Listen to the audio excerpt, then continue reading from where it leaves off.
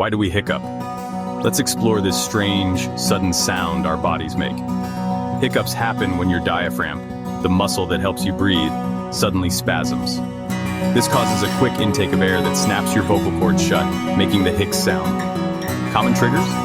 Eating too quickly, swallowing air, or irritations in your throat or stomach?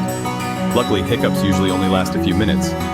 While mostly harmless, hiccups can be a tiny reminder of how connected every part of our body really is. So the next time you hiccup, just remember, it's a tiny quirk of your breathing system saying, slow down and take a breath.